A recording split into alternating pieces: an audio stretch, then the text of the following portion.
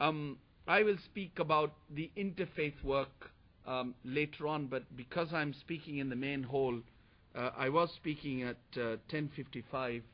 I think I better go downstairs now and then come back later on at 4 o'clock to say further. But thank you very much. I think it's really good. But, you know, we don't need to be on defensive all the time. Because, frankly, you cannot be on defensive forever. I don't mean we have to be on offensive.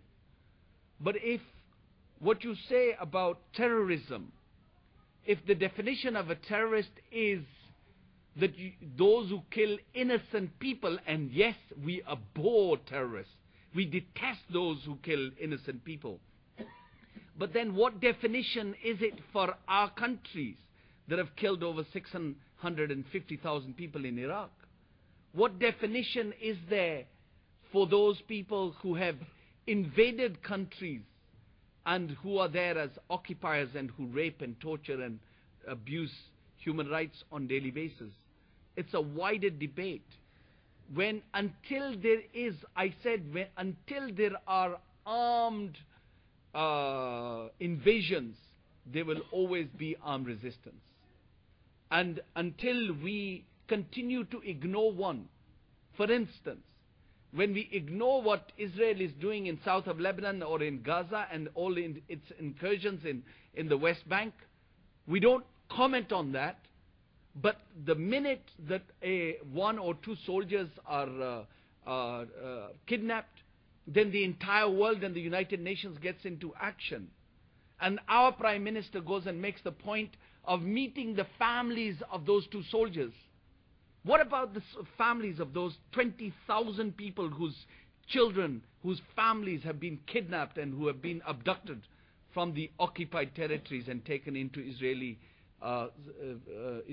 prisons? Until we see these injustices, I'm afraid we're not going to deal with this terrorism business. Whilst I say that we abhor it, we detest it, we hate the killing of innocent people, but double standards cannot be allowed to exist, and this is a reality that happens. And then those people who use Islam, of course we have to admit, Dr. Ahmad, we know that in this country we have a small minority. They were known as Al-Majurun. I don't know what they are known as now. They think that they are the only people who can just translate the Quran, and they are the only ones who understand Islam. And they have this ideology of hate and spreading hate and violence.